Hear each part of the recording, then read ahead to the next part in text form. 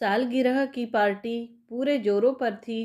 सफ़ेद फूलों वाले आसमानी फ्रॉक में रसिका परी सी लग रही थी। उसका गोरा गुलाबी चेहरा खुशी से दमक रहा था। खुशी सिर्फ सालगिरह की नहीं थी, चाचा से अपना इनाम वसूलने की भी थी। इस साल 5वीं की परीक्षा में वह पूरे स्कूल में फर्स्ट आई थी और बोर्ड में भी उसका 5वां नंबर था। औरों ने तो सिर्फ कोरी बधाई ही दी थी। 10-20 रुपए की मिठाई बांटने से ज़्यादा मैं भी कुछ कर नहीं पाई थी। पर उसके चाचा ने एकदम शहंशाही अंदाज में कहा था, आज गुड़िया तुम जो भी मांगोगी तुम्हें मिलेगा। मुझे लगा था गुड़िया कोई फ्रॉक, खिलौना या बहुत हुआ तो साइकिल मांग लेगी, पर उसने तो हम सबको सकते में डाल दिया। उसने कहा, चाचा इस साल मेरा भी बर्थडे मनेगा, बिल्कुल वैसा ही जैसा भैया लोगों का मनता है। इस घर में लड़कियों का जन्मदिन मनाने का रिवाज नहीं है। कम से कम मुझे तो ऐसा ही बताया गया था। वंदना के लड़कियां होती तो शायद इस नियम में फेरबदल हो जाता, पर अम्मा जी की मर्जी के विरुद्ध अपने बच्चों की सालगिरह मनाने की ज़रूरत हम में नहीं थी, ना ही इतनी हैसियत थी। बेटियां कई बार इस बात के लिए मचल भी चुकी थी, पर मैंने कभी नहीं सोचा था कि यह हसरत उनके मन में इतनी गहरी बैठ चुकी है। इसीलिए चाचा ने जब कुछ मांगने के लिए कहा तो रसिका ने सोचने के लिए एक क्षण का भी समय नहीं लिया। यह उसके नन्हे से मन की सबसे बड़ी कामना थी। देवर ने भी अपने वचन के साथ पूरा पूरा न्याय किया। रसिका की सालगिरह भी उसी शान के साथ मनाई गई जैसी विकास, विलास या विश्वास की मनती रही थी। इसीलिए रसिका के चेहरे से खुशी छलकी पड़ रही थी। अपनी दीदी के साथ खड़ी लतिका भी आनंद विभोर हो रही थी। देवर और वंदना नन्हे मेहमानों का मनोयोग से स्वागत कर रहे थे। आज शाम दोनों नर्सिंग होम नहीं गए थे और यह एक बहुत बड़ी बात थी। दोनों की, खासकर देवर की, रसिका पर बहुत ममता थी। 3 बेटों को जन्म देने के बाद भी शायद एक बेटी की चाह मन में रह गई थी। मैं हमेशा की तरह चिक की आड़ में खड़ी बाहर का नज़ारा देख रही थी। लग रहा था कि आज दोनों को मेरी ही नज़र लग जाएगी। अम्मा जी जब तब वंदना के बेटों की नज़र उतारा करती हैं। आज उनसे कहूँ तो शायद मेरी बेटियों पर भी मेहरबान हो जाएं। अम्मा जी, मैंने कांपते स्वर में कहना चाहा, पर वे शायद कुर्सी पर बैठी मेरे मुखातिब होने की ही बाट जोह रही थी। मुझे बोलने का मौका दिए बिना ही बोल उठी, तुमसे एक बात कहनी थी बहू। कहिए। जो भी कैस आए वंदना को थमा देना, उसे अच्छा लगेगा। जानती हो, लड़की की जरा सी जिद के लिए उसने पूरे 500 का खर्च किया है। यह बात अम्मा जी बाद में भी कह सकती थी, पर वे सही टाइमिंग की कायल हैं। जानती हैं, मेरी खुशियों का स्वाद छीनने का यही सही वक्त है। दुख तो हुआ ही, पर उससे भी ज़्यादा रोष हो आया। फिर भी अपने को जब्त करके मैंने कहा, अम्मा जी, ये बच्चों की पार्टी है, यहाँ कोई कैश थोड़ी ही देता है। बहुत हुआ तो पेन, पेंसिल, चूड़ियाँ, बूंदे, गेम्स या ड्राइंग बुक, बस यही चीज़ें चलती हैं। फिर भी जो भी है वंदना को दिखा देना। जब उसने इतना किया है तो अपना भी कुछ फर्ज बनता है। सारी खुशी हवा हो गई। यही तो वे चाहती थीं। उन्हें हमेशा यह डर लगा रहता है कि हम लोग इस तथ्य को भूल न जाएं कि हम किसी की मेहरबानियों पर जी रहे हैं, इसीलिए याद दिलाती रहती हैं। बच्चों ने मेहमानों के जाने तक बड़ी मुश्किल से सब्र किया। फिर वे विश्वास की मदद से पैकेट्स खोलने बैठ गए। उनकी उत्सुकता का कोई अंत नहीं था, पर मैंने बड़ी निर्ममता से सारे पैकेट बटोर लिए तथा धड़धड़ाती हुई वंदना के कमरे में पहुंच गई और उसके पलंग पर पटक दिए। वे दोनों कपड़े बदल रहे थे। मेरे इस अनपेक्षित आगमन से बुरी तरह चौंक गए। अपने को किसी तरह संभालकर वंदना ने कहा, ये क्या है दीदी? प्रेजेंट्स हैं। हाईकमान का हुक्म है कि पहले तुम देखोगी। 500 रुपये खर्च किए हैं, तुम्हारा इतना हक तो बनता ही है। दीदी, मैंने तो यह सब नहीं कहा है ना। फिर मुझे क्यों ताने दे रही हो? और अम्मा की बात को लेकर आप बच्चों के रंग में भंग क्यों कर रही हैं भाभी? अम्मा तो सठिया गई है, जो मुंह में आया कहती रहती हैं। पर आप तो समझदार हैं ना। देवर का स्वर हमेशा की तरह शांत और शीतल था। लगा जैसे मेरे सुलगते हुए मन पर किसी ने ठंडे पानी के छींटे दे दिए हैं। अपने आवेग पर शर्म भी आई। कमरे में आकर देखा, लड़कियां गुमसुम सी बैठी हैं, चेहरा इतना सा निकल आया है। तभी वीसु दोनों को बुलाने आया। उपहार खोलने का काम फिर चाचा के कमरे में ही संपन्न हुआ। लौटते हुए दोनों के हाथ में ढेर सारा सामान था। लतिका खुशी से उछल रही थी, पर रसिका का चेहरा तमतमाया हुआ था। जो कुछ हुआ उसका मतलब चाहे वह समझ नहीं पाई थी, पर यह सब सामान्य रूप में घटित नहीं हुआ। इतना समझने की उसमें अकल थी। लतिका लेकिन अपने में मगन थी। मेरे गले में दोनों बाहें डालकर बोली, माँ, पता है चाचा बोले हैं कि तुम फर्स्ट आओगी तो तुम्हारी भी पार्टी करेंगे। नहीं, मैं जोर से चीखी। अब किसी की कोई पार्टी नहीं होगी। यह पहली और आखिरी पार्टी थी, बस। क्यों मम्मी? इसलिए कि तुम मम्मी की बेटी हो। और कहते कहते मैं बिलक पड़ी। इतनी देर से जिन आंसुओं को थाम रखा था, वे बेरोक टोक बह निकले। रमा, रमा, होश में आओ रमा। लगा जैसे कोई मुझे झकझोर कर जगा रहा है। बड़ी मुश्किल से आंखें खोलकर देखा, ये ही थे। क्या हुआ? यही तो पूछ रहा हूँ कि क्या हुआ? कोई सपना देख रही थी क्या? सपना कहाँ, वह तो सच था, कड़वा सच। उठो, जरा मुंह हाथ धो लो, तब जरा फ्रेश लगेगा। इनकी आवाज़ में ऐसा अपनापन पहले कभी नहीं देखा, इसीलिए बेमन से ही सही उठ गई। बाथरूम से निकल कर आई तो सामने की दीवार पर टंगे कैलेंडर पर नज़र पड़ी। लाल स्याही से रेखांकित एक तारीख दूर से ही चमक रही थी। सुबह भी यही हुआ था।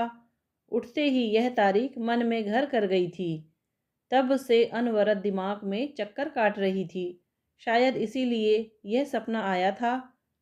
पर यह सपना कहाँ था? यह तो सच था, कड़वा सच।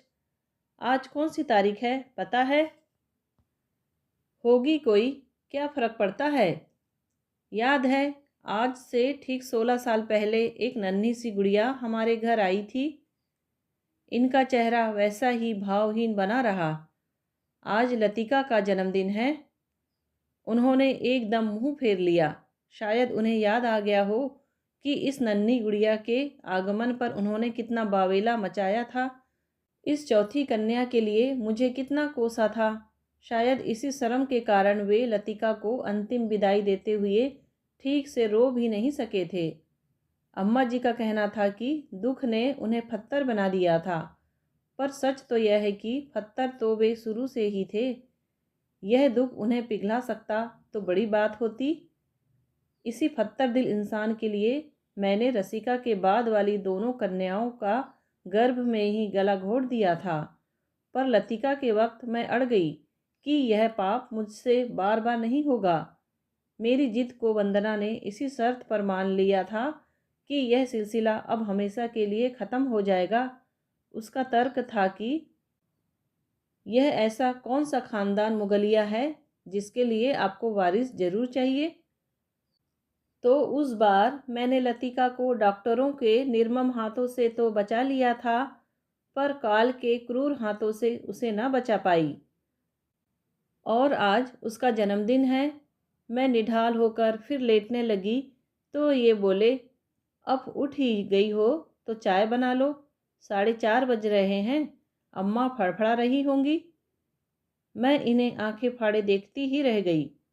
क्या ये लोग मुझे अपनी बेटी का 13 दिन भी शोक मनाने नहीं देंगे? ऐसे आंखें फाड़ फाड़ कर क्या देख रही हो? देख रही हूँ कि तुम मुझे मिसरानी से ज़्यादा कुछ समझते भी हो या नहीं। पागलों की सी बातें मत करो। आजकल कोई तुमसे कुछ कहता भी है, वह तो आज इसीलिए कह दिया कि माता दिन अभी तक आया नहीं है। घर में छोटी भी तो है। छोटी ने कब चाय बनाई है? हाँ, छोटी यानी कि वंदना चाय कभी नहीं बनाती, क्योंकि वह डॉक्टर है। वह खाना भी नहीं बनाती, क्योंकि वह डॉक्टर है।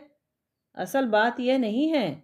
दुनिया भर की डॉक्टर्स अस्पताल के साथ साथ घर में भी खटती हैं, पर वंदना को इसकी ज़रूरत नहीं है।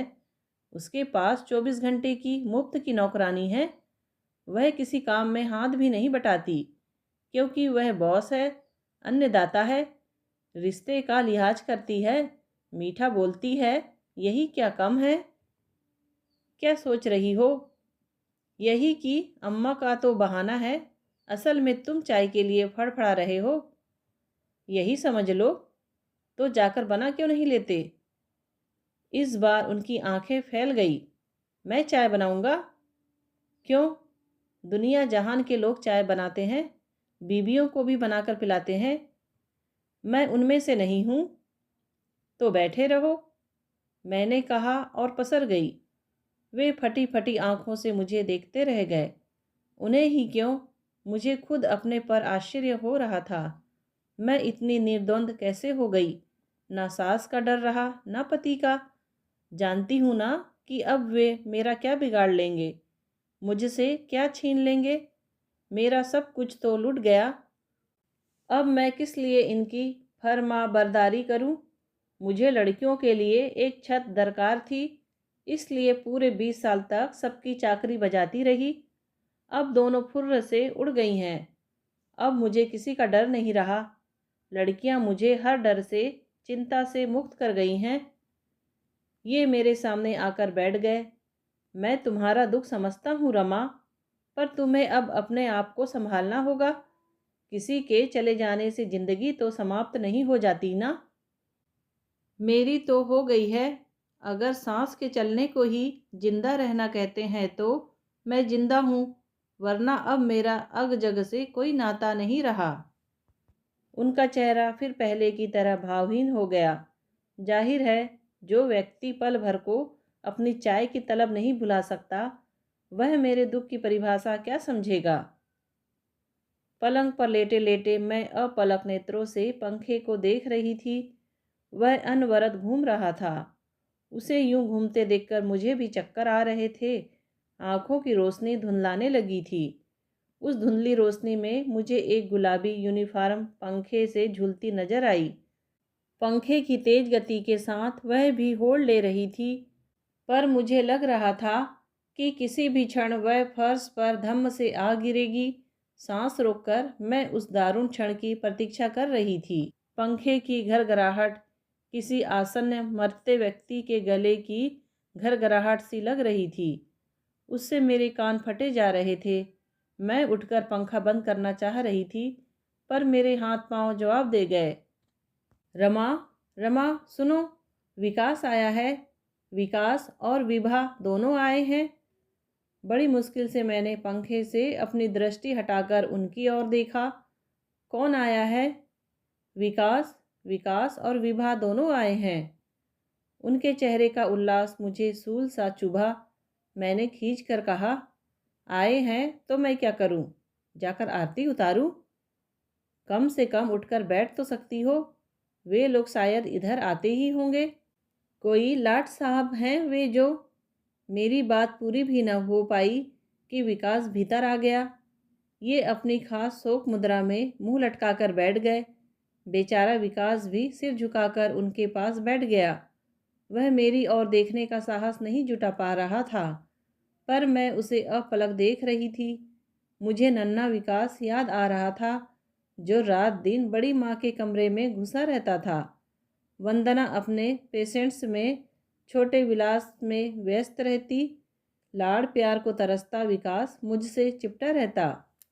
फिर रसिका हुई और वह नन्ही गुड़िया का संरक्षक बन गया। उम्र के साथ साथ भाई बहनों का यह अकृत्रिम प्यार भी पनपने लगा। वे लोग 5 भाई बहन थे, 3 भाई 2 बहनें। बाहर वालों को कभी पता ही नहीं चला कि वंदना के बच्चे कौन से हैं और मेरे कौन से। राखी और भाई दूज साल के सबसे बड़े त्यौहार होते थे और महीनों उनकी प्रतीक्षा होती थी। प्लान बनते थे। हायर सेकेंडरी के बाद इंजीनियरिंग की पढ़ाई के लिए विकास नानी के पास जयपुर गया और पहली बार रिश्तों में दरार पड़ी। विकास को बार बार एहसास दिलाया गया कि वे तुम्हारी सगी बहनें नहीं हैं। विकास क्रमशः दूर होता चला गया। उसकी देखा देखी विलास भी कटने लगा। पता नहीं क्यों विशु भी चिड़ा चिड़ा सा रहने लगा और उसकी यह खीज उसके प्रत्येक वाक्य में परिलक्षित होने लगी। लड़कियां बेचारी भोली थी, इस बदलाव से दुखी होती और भाइयों को मनाने का जतन करती, पर उनकी जैसे हर बात लड़कों को खटकने लगी। विकास की शादी में तो हद ही हो गई। कितनी उमंग से उन्होंने कपड़े बनवाए थे, कितनी हसरत से भाभी की प्रतीक्षा की थी, पर सब पर पानी फिर गया। पहले तो विकास को इन दोनों का उसके दोस्तों के सामने इतराना ही अखर गया। फिर शादी की हर रस्म में बहनों के नेग मामा की लड़कियां करने लगी। दोनों बेचारी अपना समूह लेकर रह गई। सबसे बुरा तो तब लगा जब उपहारों में यह कहकर कटौती की गई कि कोई सगी ननंद तो है नहीं। नई नवेली भाभी ने भी दोनों को हाथ भर की दूरी पर ही रखा। इसका पाठ भी शायद वह घर से पढ़कर आई थी। इसीलिए विकास की शादी के बाद रसिका का मन घर से एकदम उचट गया। भाइयों के संरक्षण में एक आश्वस्ति सी अनुभव करती थी वह। जब उसमें व्यवधान पड़ा तो उसने अपने स्नेह का आलंबन बाहर खोजना शुरू किया। विकास को देखकर वह सारा इतिहास याद आ गया था। मन एकदम काठ हो गया। दरवाज़ा फिर बजा। इस बार विभा थी।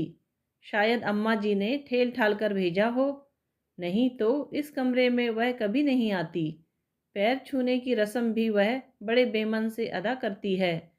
मैं तो बचना चाहती हूँ, पर अम्मा जी बुलाकर मुझे उसके सामने कर देती है कि लो अपनी बड़ी सास के पैर छुओ। विभा आई, पैर छूने का इशारा सा किया और फिर मेरे पलंग पर बैठ गई। पिछले 10 मिनट से कमरे में सन्नाटा था, पर विभा के सामने तो कुछ न कुछ बोलना ही था। विकास ने ही पहल की। यह सब कैसे हो गया बड़ी माँ? क्या मालूम बेटा कैसे हो गया, पता होता तो हम लोग होने देते, इन्होंने कहा। लेकिन चाचा, घर में इतने लोग थे, क्या कोई भी उसे रोक नहीं सका? घर में तो कुछ हुआ ही नहीं ना। यह कांड तो उसके क्लासरूम में हुआ है। वह तो चौकीदार शाम को दरवाज़ा बंद करने आया, तब उसकी नज़र पड़ी। तब तक तो सब कुछ खत्म हो चुका था। लेकिन घर में इतने लोग थे, किसी से तो उसने मन की बात कही होगी। सुनने की फुर्सत किसके पास थी विकास? मैंने कसेले स्वर में कहा। सब लोग तो कहने में लगे हुए थे। कहनी अनकहनी सब तो कह डाली। बड़ी तो सामने थी नहीं, इसी पर मन की भड़ास निकाल ली। और हर बार यह ताना भी कि अब इससे शादी कौन करेगा। भावुक लड़की थी, नहीं सह पाई। पर बड़ी ने, मेरा मतलब है रसिका ने भी तो अच्छा नहीं किया। इन्हें तो सुनकर इतना शौक लगा था। विभा ने मुंह खोला, पर मैंने तवज्जो नहीं दी और विकास से कहा, अब आए ही हो तो लगे हाथ उसकी भी मातम पुरसी कर डालो। विकास, क्योंकि इस घर के लिए तो वह मर ही चुकी है। ऐसा नहीं कहते बड़ी माँ, छोटी बहन है मेरी, जहाँ भी रहे सुख से रहे। पर आप ही बताइए, ऐसा कदम उठाने से पहले उसे कुछ सोचना चाहिए था कि नहीं? कैसे घर में पली बड़ी है वह, और अब ऐसे अदने से आदमी के साथ गृहस्थी करेगी। हमारे दुख की बात जाने दीजिए। ऐसी शादी से क्या वह खुद भी सुखी हो पाएगी? सुख की परिभाषा सबकी अलग अलग होती है विकास। प्रेम अंधा होता है, यह तो सुना था, पर इतना अंधा होता है यह पता नहीं था। विभा ने मुंह बिचकाकर कहा। जाति, धर्म, उम्र, रसिका ने किसी एक बात का तो ख्याल किया होता। पापा तो उन्हें डॉक्टर बनाने की सोच रहे थे। इतनी बड़ी दुनिया में रसिका को पापा का कंपाउंडर ही मिला। छी, सोचते भी शर्म आती है। विकास ने आंखें तरेर कर बीबी की ओर देखा, पर तब तक वह अपनी बात कह चुकी थी। मैंने कहा, विभा, तुम्हें शर्म करने की कोई ज़रूरत नहीं है। इतनी बड़ी दुनिया है, तुम किस किस की जवाबदेही करती फिरोगी? कोई पूछे तो कह दिया करो, हमारा कोई रिश्ता नहीं। रिश्ते ऐसे टूटते हैं बड़ी माँ। इन रिश्तों में अगर जरा भी दम बाकी होता ना विकास, तो लड़कियां अपने आप को इतना असुरक्षित, इतना असहाय ना समझती। अपनों पर जरा भी भरोसा होता तो बाहर आश्रय न खोजती। पर उन्हें तो हमेशा यही लगता रहा कि वे इस घर पर बोझ हैं। दोनों ने अपने अपने ढंग से इस बोझ को हल्का कर दिया। अब उन्हें भूल जाओ। विकास चुपचाप उठ गया। पीछे पीछे विभा भी। उनके कमरे से बाहर जाते ही ये फट पड़े। 1000 मील की दूरी से किराया खर्च करके वे दोनों आए थे, पर तुम ढंग से बात भी ना कर सकी। क्या सोचा होगा उन लोगों ने? जो लोग मातम पुरसी करने आते हैं, वे इस तरह जख्मों पर नमक नहीं छिड़कते। इस समय रसिका का प्रसंग उठाने की क्या ज़रूरत थी? लेकिन इन सब के लिए तो रसिका की शादी ही सबसे बड़ी ट्रेजेडी है। बेचारी लतिका, वह तो यूं ही मारी गई। किसी की आंखों में 2 बूंद आंसू तक नहीं आए। रोने लायक मौत हो तो आदमी रोता भी है। यहाँ तो कोर्ट कचहरी करते करते दम फूल गया। लोगों की 4 बातें सुननी पड़ती है, सो अलग। दोनों ने कहीं मुंह दिखाने काबिल नहीं रखा। इससे तो मैं निसंतान ही रह जाता तो अच्छा था। कम से कम यह मनस्ताप तो न झेलना पड़ता। भगवान ने तुम्हारी सुन ली है। निसंतान ही हो गए हो तुम अब। यही वर थोड़ा जल्दी मांग लेते तो अच्छा था। लड़कियों के पर निकलने से पहले ही हिसाब साफ हो जाता। तुमसे तो बात करना ही बेकार है। अपने साथ दूसरों का दिमाग भी खराब करती हो। इस घर को तुमने कभी ठीक से समझा ही नहीं। खुद भी दुखी होती रही, लड़कियों के मन में भी जहर बोती रही। इसीलिए आज यह दिन देखना पड़ा है। शुरुआत में सचमुच मैं इस घर को, इन लोगों को जान नहीं पाई थी, पर वह बहुत पुरानी बात है। अब तो सबका भीतर बाहर जान गई हूँ। उन दिनों हम माँ बेटी पुश्तैनी मकान के 1.5 कमरे में गुजारा कर रही थी। बाकी मकान छोटी जिज्जी की शादी में ही बिक चुका था। हर लड़की की शादी में अम्मा का कुछ न कुछ बिकता गया था। बड़ी जिज्जी की शादी में मकान पर सामत आई थी। उमा की शादी में अम्मा का गहना गुड़िया बिक गया था। अब तो अम्मा के पास बेचने को भी कुछ नहीं रह गया था। इसीलिए मेरी शादी की आशा दुराशा मात्र रह गई थी। उल्टे मुझे गुजारे के लिए नौकरी करनी पड़ रही थी। उसी दौरान एक दिन शांति बुआ अचानक घर पधार गई। शांति बुआ रिश्तेदारों में सबसे अमीर हस्ती थी, इसलिए उनका रोब-दाब भी काफ़ी था। जिसके यहाँ जाती वही धन्य हो जाता। अम्मा भी उनके स्वागत में बिछ बिछ गई। अपने स्वागत सत्कार से प्रसन्न होकर बुआ बोली, भाभी, रमा की शादी वादी करने का इरादा है कि नहीं?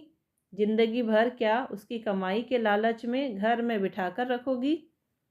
ईश्वर जानता है बीबी जी, मुझे रात दिन सिर्फ उसकी शादी की ही चिंता लगी रहती है। लेकिन कोरी चिंता करने से क्या होता है? कमर में तो एक तांबे का धेला भी नहीं है। सेंत मेंत में कोई ब्याह ले जाए तो मैं आज विदा कर दूँ। मुझे अपनी चिंता नहीं है। मैं तो किसी मंदिर के औसारे में भी दिन काट लूँगी। किसी का खाना बनाकर गुजारा कर लूँगी। बस यह बोझ कोई मेरे सिर से उतार ले। ईमानदारी से कह रही हो, चाहे जिसकी कसम ले लो। सच्चे मन से कह रही हो तो ठीक है। वंदना का जेठ कुंवारा बैठा है, कहो तो बात चलाऊं। कुंवारा है कि दुहाजू है? कुंवारा ही समझ लो। गौने से पहले ही बीबी मर गई तो कुंवारा ही हुआ ना। उनकी अम्मा में गुण ढंग होते तो कब की दूसरी शादी हो गई होती। पर वे बस अपनी सेवा चाकरी ही करवाती रही। अब वंदना ने जिम्मा लिया है। मुझसे बोली, मम्मी तुम भी जरा ध्यान रखना। तो मुझे एकदम रमा का ध्यान आ गया। करता क्या है? अरे करने को घर में ही क्या कम काम है। इतनी लंबी चौड़ी खेती है, वही तो देखता है। ये दोनों तो शहर में प्रैक्टिस करते हैं, देखने में भी सुंदर है। मेरे दामाद को तो देखा है ना तुमने, वह तो सांवला है, यह खूब गोरा है, कसरती शरीर है। हाँ, पढ़ाई जरूर कम है, इंटर पास है। अपनी रमा तो बीए है ना। अरे, उस बीए को क्या चाटना है, कोई 500 रुपल्ली भी नहीं देता। तुम तो बीवी, बात पक्की कर दो। रमा से तो पूछ लो। अरे, उससे क्या पूछना है, अम्मा ठीक कह रही थी, मुझसे भला क्या पूछना था। एक अदतपति, एक मुनासिब सा घर और एक सुरक्षित भविष्य, इससे ज़्यादा मुझे कुछ भी दरकार नहीं था। पति सुदर्शन था, यह मेरे लिए सोने पर सुहागा वाली बात थी। एक बार हाँ करने के बाद अम्मा को कुछ करना नहीं पड़ा, सब कुछ बुआ ने ही किया। चट मंगनी पट ब्याह हो गया। मेरी बहन और बहनोई बहुत बौखलाए, ताने उल्हाने भी दिए कि हम लोग क्या मर गए थे वगैरह। अम्मा ने तो साफ सुना दिया, 27 साल की हो चली थी लड़की, तुम्हारी मेहरबानियों का और कब तक इंतज़ार करती। सेंथ मेंथ में इतना अच्छा घर वर दिलाने के लिए माँ जिंदगी भर के लिए बुआ की कर्जदार हो गई थी।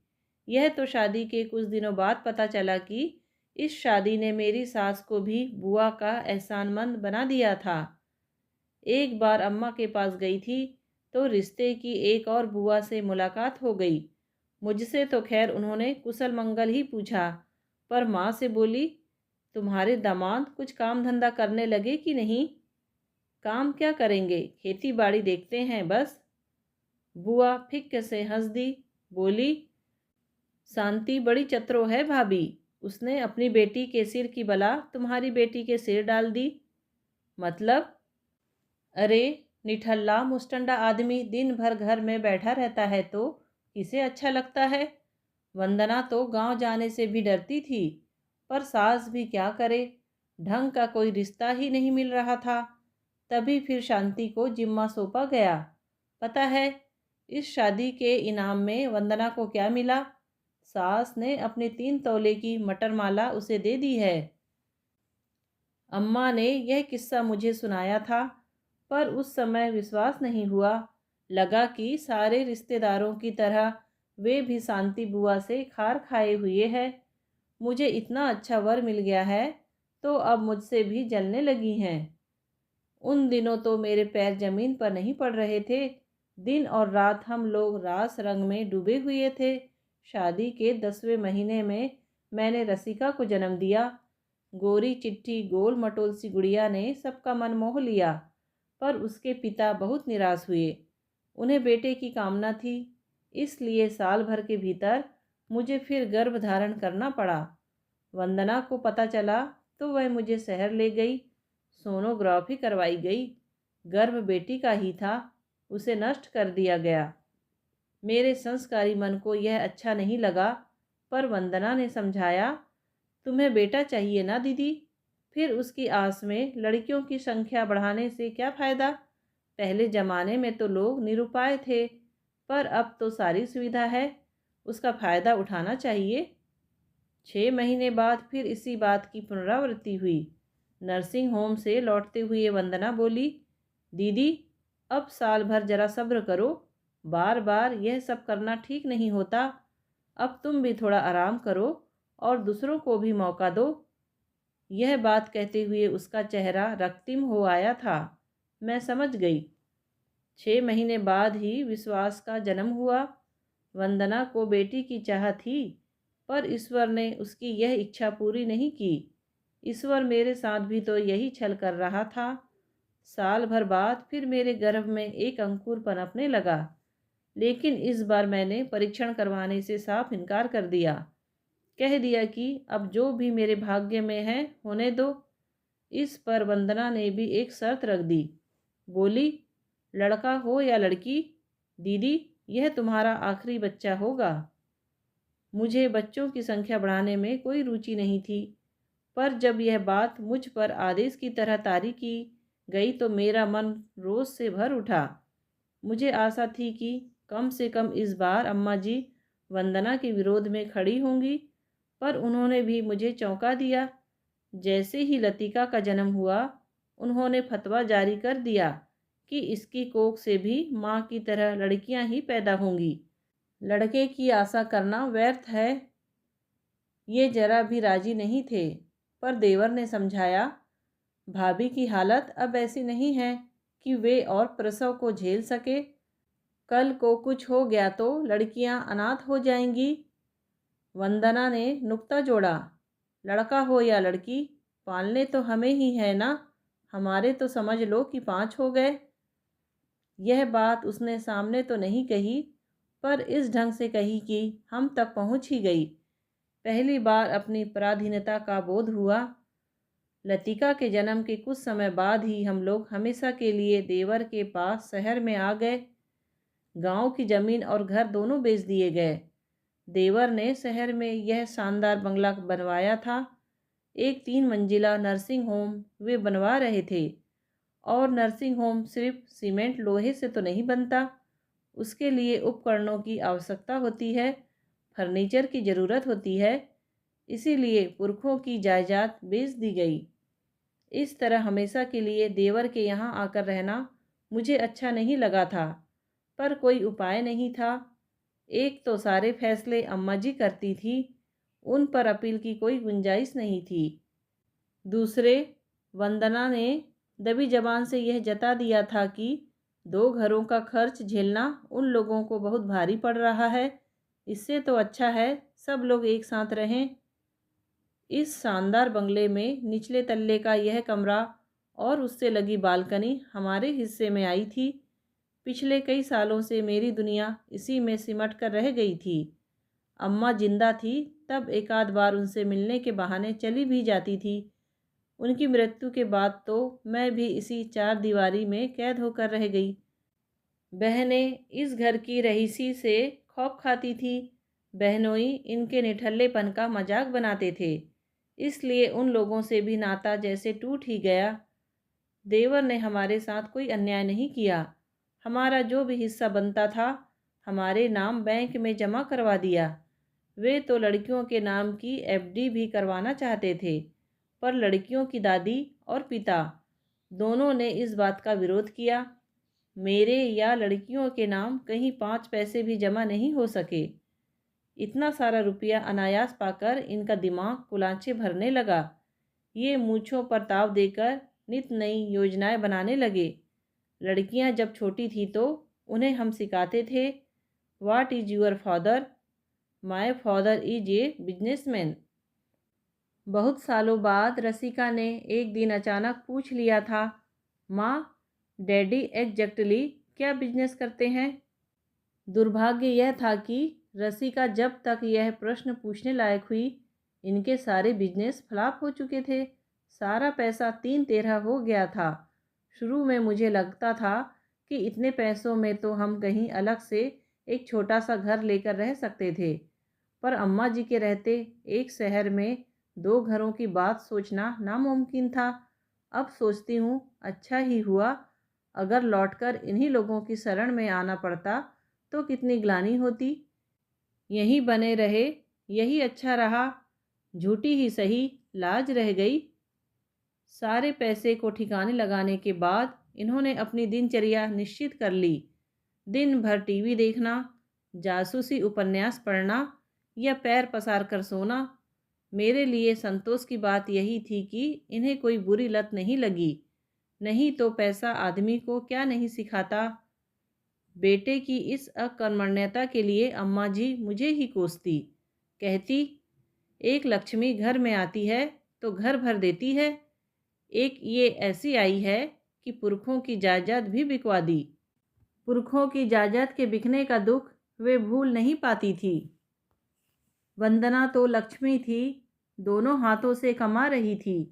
वंदना कुछ ना भी कमाती तब भी उससे कुछ कहने की ताब अम्मा जी में नहीं थी। वंदना भरे पूरे घर से आई थी। उसके सिर पर बाप का साया था, पीठ पर भाई का हाथ था। अभागी तो मैं थी, इसीलिए बलि का बकरा बनी हुई थी। चाहती तो मैं भी नौकरी कर सकती थी, मेरे पास बीए की डिग्री थी, 5-6 साल का अनुभव था, पर इनकी रहीसी आड़े आ गई। इतने बड़े घर की बहू मास्टरनी बने, यह इन्हें गवारा नहीं था।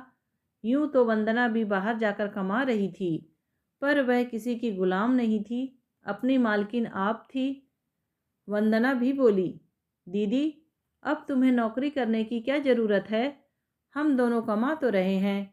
सच देखा जाए तो मैं तुम्हारे भरोसे ही निश्चिंत होकर काम करती हूँ। हम दोनों बाहर रहेंगी तो घर का क्या होगा? बच्चों को कौन देखेगा? इससे तो बल्कि भाई साहब कुछ करते तो अच्छा लगता। भाई साहब ही कुछ करने वाले होते तो क्या बात थी, पर सिर उठाकर चलना शायद मेरे भाग्य में ही नहीं था। जब तक हाथ में पैसा रहा, ये साह खर्च बने रहे। घर में भी थोड़ी बहुत इज्जत बनी रही, पर जैसे ही हालात पतली होने लगी, स्थितियां बदलती गई। घर में इनकी हैसियत एक फालतू सामान से अधिक नहीं रह गई। नौकर चाकर तक इनकी अवज्ञा करने लगे। बच्चे इनसे कतराते रहते। वंदना तो पहले भी कभी सामने नहीं पड़ती थी, ज़रूरत भी नहीं पड़ती थी। सबका उठना बैठना अलग था, खाने पीने का समय अलग था। महीनों में एक आध बार किसी तीज त्योहार के मौके पर ही हम लोग साथ खाना खाते। उस समय ये यदि कोई मज़ेदार बात सुनाने लगते तो वंदना उपेक्षा के भाव से उठ जाती, या फिर उसी समय पति के कान में फुसफुसाकर कोई गैर जरूरी बात करने लगती। मुझे यह सब कुछ बहुत अपमानजनक लगता। दो एक बार इनसे कहने का प्रयास भी किया, पर ये मुझी पर बरस पड़ते। छोटे घर से आई हो ना, इसीलिए तुम्हारे दिमाग में ये छोटी छोटी बातें आती हैं। अब इस पर चुप कर जाने के सिवा मैं क्या कर सकती थी? मुझे ही नहीं, लड़कियों को भी कभी कभी ये बातें बेहद खलती थी। रसिका अक्सर कहती, माँ, डैडी दिन भर हॉल में क्यों बैठे रहते हैं? चाचा के पास कोई गेस्ट आते हैं तो चाचा इंट्रोड्यूस तक नहीं कराते। माँ, डैडी से कहो ना कि भैया के दोस्तों से ना बोला करे। उन्हीं के साथ फिल्मों की, क्रिकेट की चर्चा करने बैठ जाते हैं। बाद में वे लोग कितनी मजाक बनाते हैं, पता है? कभी उन्हीं से कह बैठती, डैडी, आपको जब जो चाहिए हमसे या माँ से मंगवाया कीजिए।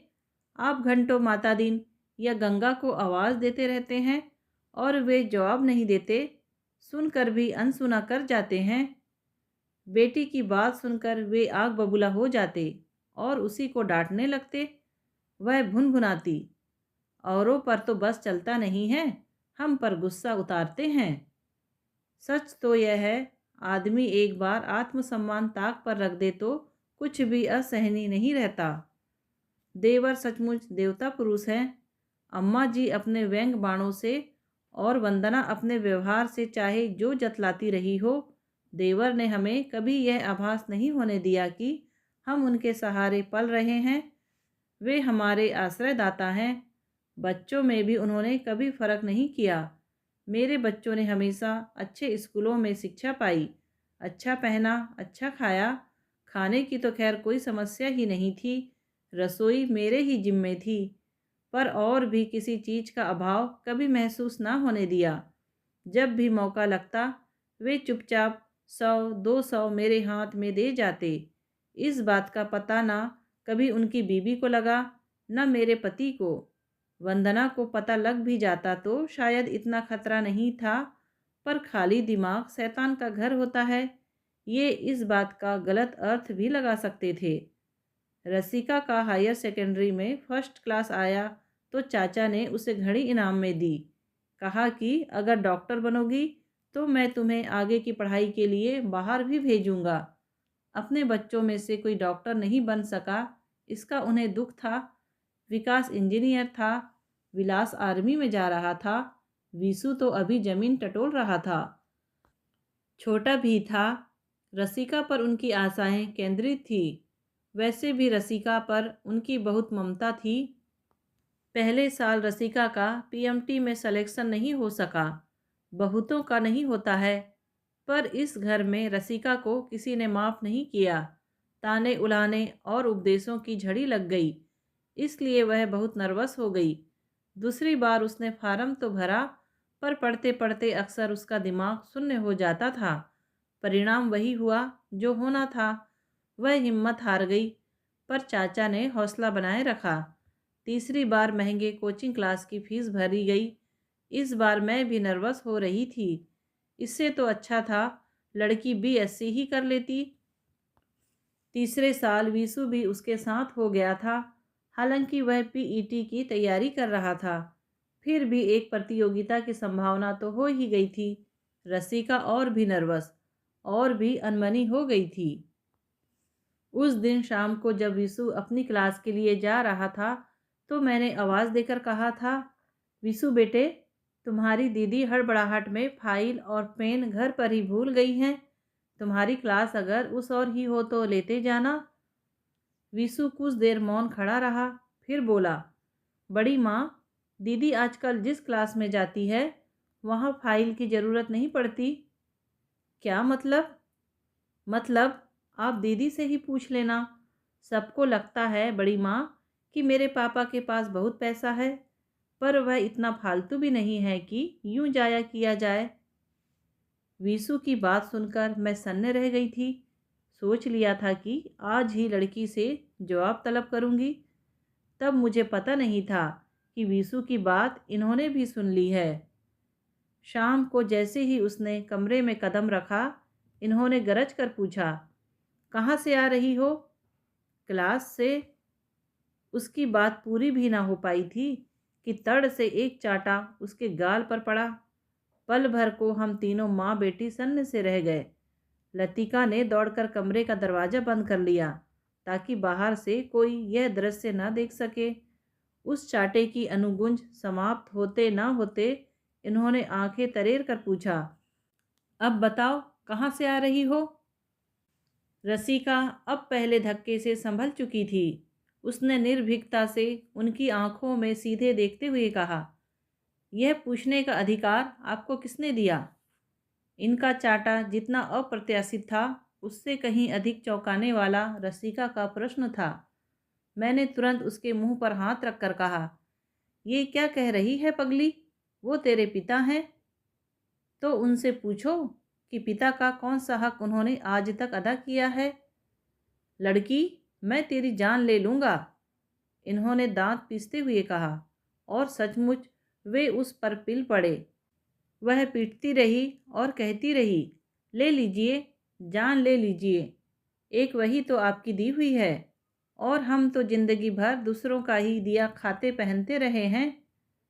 उसका हर वाक्य आग में घी का काम कर रहा था। मुझे लग रहा था सचमुच वे उसकी जान ही ले लेंगे। मैं 2 बार छुड़ाने गई तो उन्होंने मुझे परे धकेल दिया। तुम जैसी माँ है, इसीलिए तो लड़की के ऐसे पर निकल रहे हैं। वे उसे पागलों की तरह पीटते रहे। मैं और लतिका एक दूसरे से चिपटकर आंसू बहाती रही।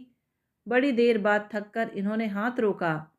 अब इस घर के बाहर कदम रखकर तो देख, टांगे तोड़ दूंगा। जरूर तोड़ दीजिएगा, इतना ही पुरुषार्थ बाकी रह गया है। वे फिर उस पर झपटने को थे कि मैंने हाथ पकड़कर रोक लिया। बस, अब बहुत हो चुका। हाँ, तुम तो ऐसा ही कहोगी। वह बित्ते भर का लड़का तुम्हारे मुंह पर ऐसी खरी खरी सुना गया, फिर भी तुम्हें कोई फर्क नहीं पड़ा। लड़कियों के लाड़ प्यार में तुम ऐसी अंधी हो गई हो कि इज्जत आबरू की भी तुम्हें परवाह नहीं रही। अब मैं इन्हें कैसे विश्वास दिलाती कि वीसू की बात मुझे भी अच्छी नहीं लगी थी। मैं भी बिटिया से जवाब तलब करने वाली थी। मेरा तरीका शायद दूसरा होता, पर मुझे मौका ही नहीं मिला। आते ही इन्होंने उसे रुई की तरह ढूंढ डाला, और अभी हमें यह भी पता नहीं था कि उसका अपराध क्या था। और जब हमें पता लगा तब तक बहुत देर हो चुकी थी। टांग तोड़ने की धमकी के बावजूद रसिका मुंह अंधेरे उठकर कहीं चली गई थी। दिन भर मैं दम साधे बैठी रही, इसी आशा में कि रूठ कर किसी सहेली के यहाँ चली गई होगी, शाम ढले लौट आएगी। पर जब रात 10 बजे तक वह नहीं लौटी तो मेरा माथा ठनका। इनसे तो कुछ कहना ही बेकार था। फिजूल का तमाशा होता। मैंने देवर की प्रतीक्षा की। उनके घर लौटने पर उन्हें खाने की भी मोहलत ना दी और सारा किस्सा सुना दिया। फौरन विशु को तलब किया गया। उसने बताया कि दीदी अक्सर नर्सिंग होम के एक कर्मचारी के साथ घूमती देखी गई है। देवर सकते में आ गए। बोले, मैंने अक्सर उसे नर्सिंग होम में देखा है, पर मैं सोचता था कि वह डॉक्टर बनने का सपना देख रही है, इसीलिए चीज़ों से परिचित होने के लिए आती है। मुझे तो सपने में भी ख्याल नहीं आया कि बात कुछ और है। फिर खोजबीन शुरू हुई। फ़ोन खटकाए गए। वैसे माइकल नरेंद्र का पता ठिकाना नर्सिंग होम के रजिस्टर में दर्ज था। ये लोग केरल के उस सुदूर ग्राम तक गए भी, लेकिन वे दोनों तब तक वहां नहीं पहुंचे थे। इतनी अकल तो उन लोगों में थी कि इस समय घर जाना खतरे से खाली नहीं है।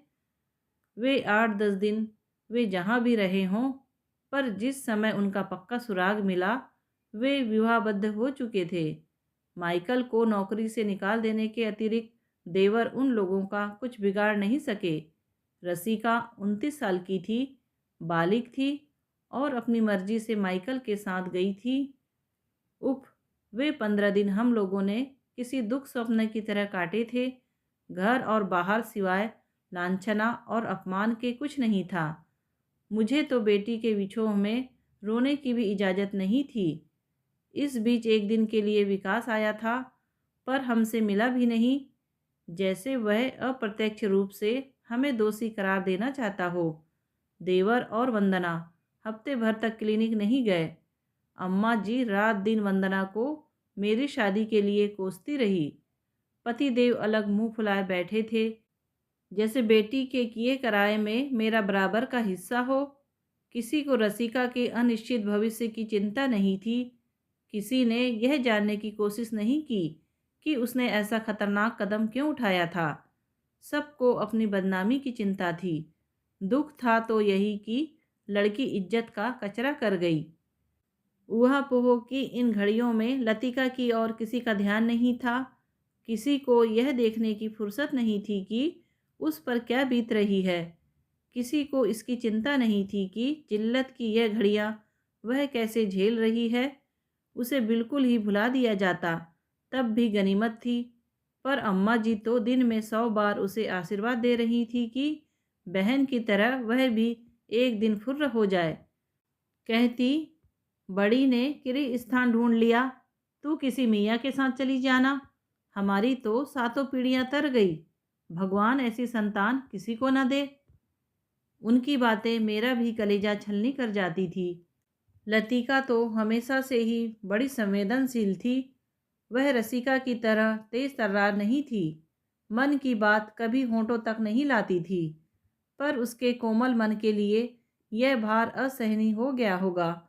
बड़ी शांत लड़की थी, बिना कुछ शोर शराबा किए चुपचाप हमारी जिंदगी से चली गई। भाभी जी, भाभी जी, कोई लगातार मुझे फुसफुसाकर आवाज़ दे रहा था, पर नज़र नहीं आ रहा था। बेचैन होकर मैं उठ बैठी। फिर एक बार ध्यान से सुना और खिड़की का पर्दा जरा सा हटा दिया। बाहर माली बाबा खड़े थे। बड़ी बेबी आई हैं, वे फुसफुसाए। मेरा जी धक से रह गया। कहाँ है? किसी ने उसे देखा तो नहीं? ना, सड़के के ऊ पार ऑटो खड़ो है, बामे बैठी है। मुझे चप्पल पहनने का भी होश नहीं रहा। जैसी लेटी थी वैसी ही उठकर भागी।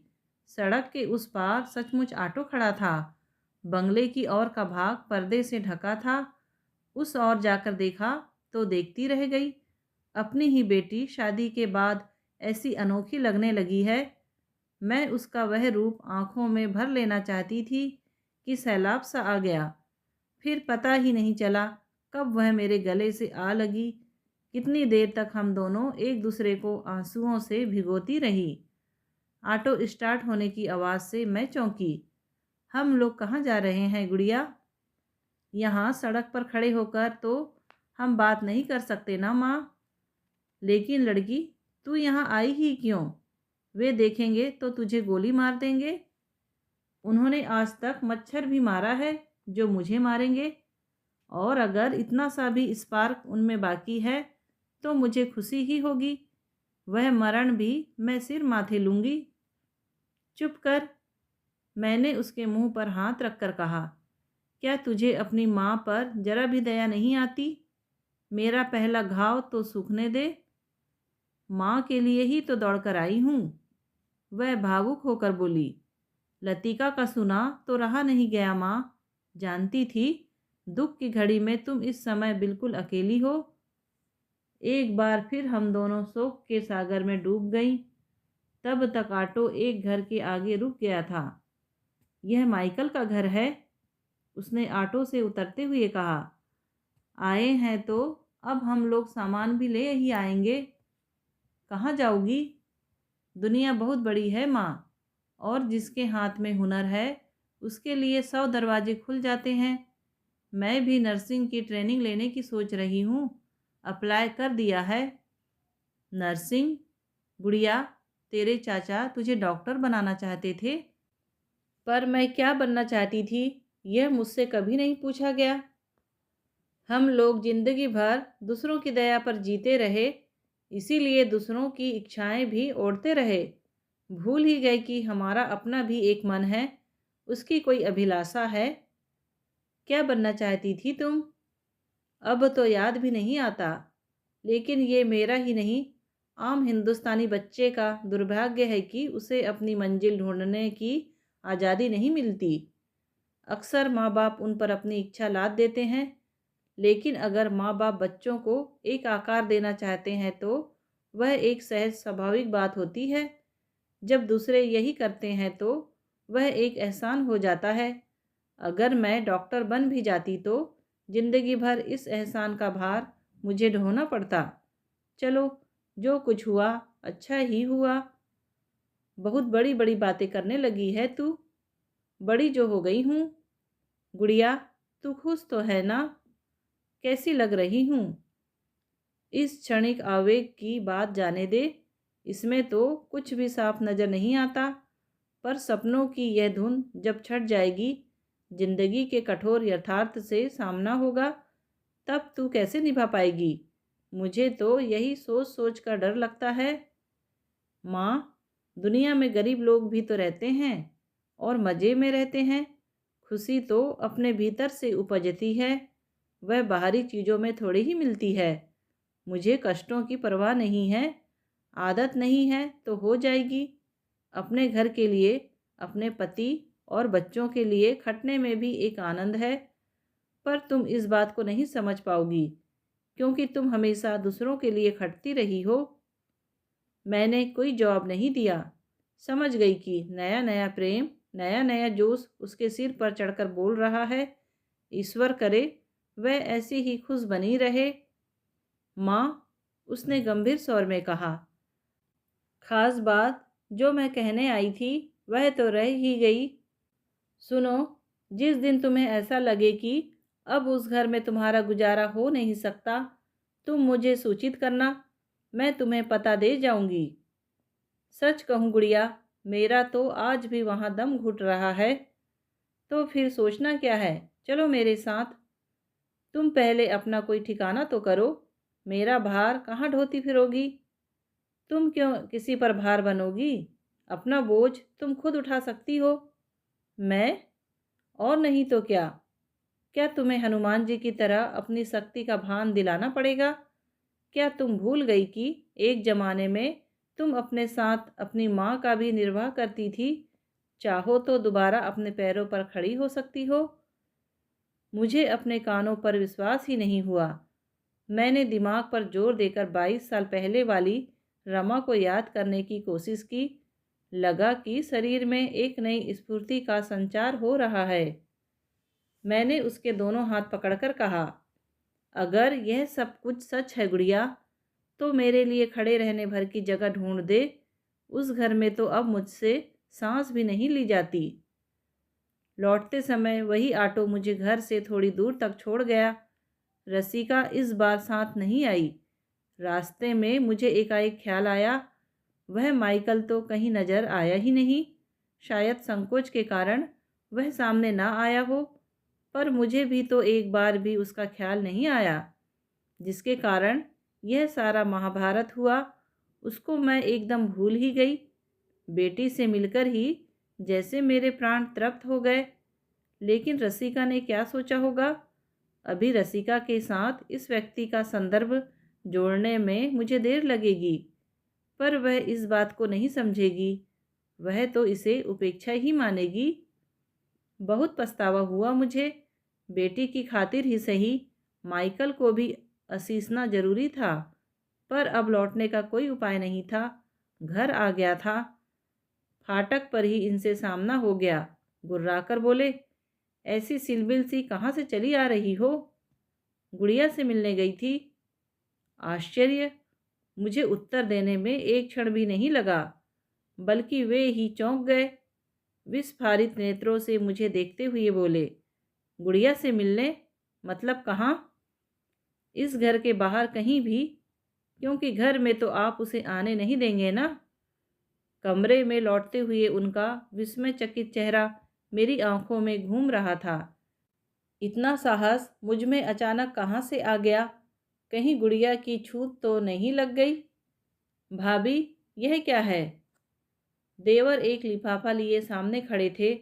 उस लिफाफे का मजमून मैं बिना देखे भी पढ़ सकती थी, इसीलिए चुप रही। जब उन्होंने अपना प्रश्न दोहराया तो कहना पड़ा, लिफाफा खुला तो है भैया, आप खुद ही देख लो ना। लिफाफा मैंने नहीं खोला भाभी। अम्मा अपनी उत्सुकता न रोक सकी। उन्होंने ही खोला था, पर मैंने पढ़ा जरूर, इसीलिए पूछ रहा हूँ कि यह क्या है। आपको नौकरी की ऐसी क्या ज़रूरत पड़ गई? ज़रूरत के लिए ही अगर करनी होती तो बहुत पहले नौकरी कर ली होती। पर ईश्वर तुम्हें लंबी उम्र दे भैया। तुमने मेरी हर ज़रूरत पूरी कर दी, कभी किसी चीज़ का अभाव नहीं रहने दिया। अब तो मेरी सारी ज़रूरतें समाप्त हो गई है, पर यह खाली घर, खाली समय और यह खाली गोद, सब मेरा जीना दूभर किए दे रहे हैं। इसीलिए एक छोटी सी कोशिश कर रही हूँ। आपका दुख मैं समझता हूँ भाभी। यह भी जानता हूँ कि यह दुख सांत्वना से परे है। अगर नौकरी करने से आपका दिल बहलता है तो ज़रूर कीजिए, पर उसके लिए घर से इतनी दूर जाने की क्या ज़रूरत है? मैं इस घर से ही तो भागना चाहती हूँ। यहाँ रहूँगी तो ये यादें मुझे पागल बना देंगी। वे थोड़ी देर चुप रहे। कनखियों से उन्होंने भाई की ओर देखा, जो खिड़की के पास इजी चेयर पर लेटे पुस्तक पढ़ रहे थे। पर मैं जानती थी कि उनके कान इधर ही लगे हुए हैं। भाभी, देवर ने आवाज़ थोड़ी धीमी कर ली, आपका दुख बहुत बड़ा है, मैं मानता हूँ, पर क्या वह आपका अकेले का है? जिस तरह संतान का सुख पति पत्नी मिलकर भोगते हैं, उसी तरह संतान का दुख भी साझा होता है। आप सिर्फ अपने ही बारे में सोचेंगी, दादा को अकेला छोड़ देंगी, तो यह तो अन्याय होगा ना। वे बेचारे भाई के दुख से विगलित हो रहे थे, पर उनका भीगा स्वर मुझे कहीं से भी छू ना सका। सूखी हंसी हंसकर मैंने कहा, दुख सुख बांटने की बात सुनने में बहुत अच्छी लगती है, पर यह कला एक दिन में नहीं आती। इसकी शुरू से आदत डालनी होती है। उम्र के इस पड़ाव पर आकर अब नया कुछ करने का हौसला नहीं रहा। इससे अधिक मैं क्या कहूँ? आप तो खुद समझदार हैं। उन्होंने फिर कोई प्रतिवाद नहीं किया। लिफाफा मेरे हाथ में देकर धीरे से कमरे के बाहर चले गए। उनके जाते ही बड़े भाई मेरी ओर मुखातिब हुए, कहाँ जा रही हो? एक छात्रावास में मैं सुपरिटेंडेंट का जॉब मिला है। जिंदगी भर जो किया है उसी को भुना रही हूँ। अप्लाई करने से पहले किसी से पूछने की ज़रूरत भी नहीं समझी। पूछने पर क्या आप हाँ कर देते? मना तो मैं अब भी कर सकता हूँ। ज़रूर कर सकते हैं, पर शायद मुझे रोक नहीं पाएंगे। उन्हें इस तरह के दो टूक उत्तर की आशा नहीं थी। गुस्से में उन्होंने हाथ की किताब फर्श पर पटक दी और चिल्लाए, तुम इतनी आज़ाद हो गई हो? इस घर में मुझे बांधने के लिए कुछ नहीं रह गया है, मैंने शांत स्वर में कहा। वे चीखे, यह मत भूलो कि मैं अभी जिंदा हूँ। ईश्वर करे आप 100 साल जिंदा रहें, पर मैं अब यह मृतप्राय जिंदगी और नहीं जी सकती। यहाँ मेरा दम घुटता है। मैं खुली हवा में सांस लेना चाहती हूँ। यह क्यों नहीं कहती कि तुम उस कुलक्षणी के पास जाकर रहना चाहती हो? नौकरी का तो बहाना है। मान लो यही सच हो तो हर्ज क्या है? अगर कोई माँ अपनी इकलौती संतान के पास जाकर रहती है तो उसमें गलत क्या है? वे गुस्से से तिलमिला गए। वह ऑर्डर उन्होंने मेरे हाथ से छीन लिया और उसके टुकड़े टुकड़े करके हवा में उछाल दिए। मैं निर्लिप्त भाव से उनका यह कृत्य देखती रही। उन कागज के टुकड़ों में मेरा भविष्य बंद नहीं था जो मैं विचलित होती। वह तो मात्र फोटोकॉपी थी। ऑर्डर तो मेरे पास 4 दिन पहले ही पहुंच चुका था। पर रसिका जानती थी कि घर में यह धमाका करने की मेरी हिम्मत नहीं होगी, इसीलिए यह जिम्मा उसने अपने ऊपर ले लिया था। मुझे हफ्ते भर बाद ज्वाइन करना था, पर घर में सबने जैसे अभी से मुझसे नाता तोड़ लिया था। सबकी नाराज़गी के बावजूद मैं धीरे धीरे अपनी पैकिंग कर रही थी। वैसे पैक करने को था ही क्या, अपना कहने लायक सामान तो नहीं के बराबर था। अपनी कहने लायक साड़ियाँ भी गिनती की थी। शेष सब वंदना के मन से उतरी हुई थी। उन्हें ले जाने का मन नहीं हुआ। आश्चर्य तो मुझे इन पर हो रहा था। उस दिन के विस्फोट के बाद एकदम जैसे मौन हो गए थे। मैं दिन भर बैठकर सामान को समेटती या छांटती रहती। वे अपने इजी चेयर पर बैठे चुपचाप मुझे देखते रहते, जैसे भीतर ही भीतर वे जान गए थे कि अब वे मुझे रोक नहीं पाएंगे।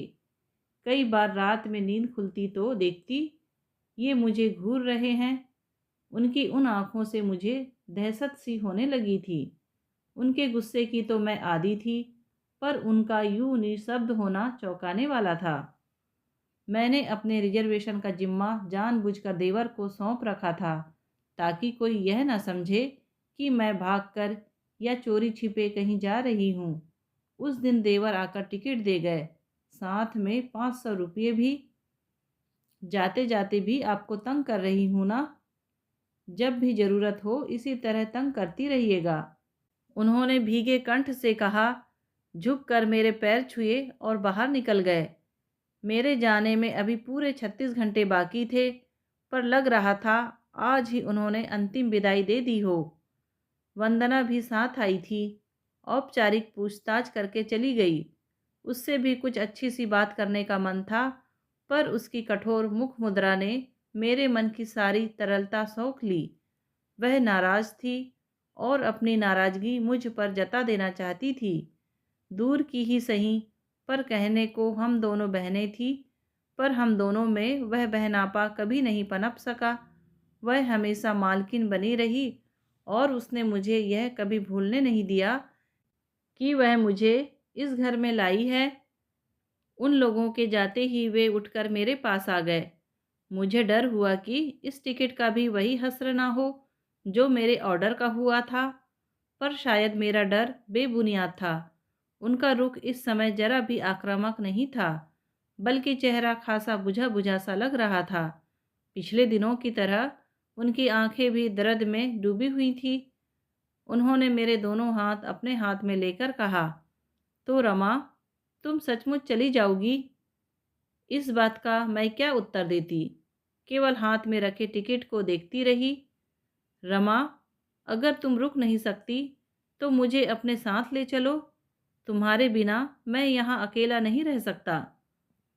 उनका वह अश्रु विगलित स्वर मुझसे सहन नहीं हुआ। मैंने कहा, तुम अकेले कहाँ हो? यहाँ तुम्हारी माँ है, भाई हैं, भतीजे हैं। आउटसाइडर तो इस घर में मैं थी, मेरे बच्चे थे। तुम्हारा तो पूरा परिवार है। नहीं है, मेरा कोई नहीं है। मुझे कोई नहीं चाहता। अम्मा जी भी नहीं। सब मन ही मन मेरा तिरस्कार करते हैं। नौकर चाकर तक मुझे हिकारत से देखते हैं। पिछले दिनों तुम घर में रहकर भी बेखबर थी, बेसुध थी। उस समय मैंने अनुभव किया कि इस घर में मेरा जो भी स्थान है, रुतबा है, तुम्हारे दम से है। तुम मेरी बैसाखी हो, तुम्हारे बिना मैं एक कदम भी नहीं चल पाऊंगा। उनकी बातें मेरे मन पर हथौड़े की तरह पड़ रही थी। अपने परिवार वालों के सही स्वरूप को उन्होंने पहचाना भी तो कितनी देर से। इस कड़वे सच को अगर पहले ही जान लेते तो जिंदगी कितनी सरल हो जाती।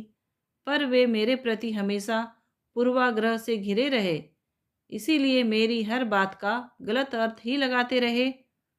मुझे चुप देखकर बोले, तुम्हें शायद डर है कि मैं तुम पर बोझ बन जाऊंगा, पर विश्वास रखो, मैं भी कोई ना कोई काम ढूंढ लूंगा।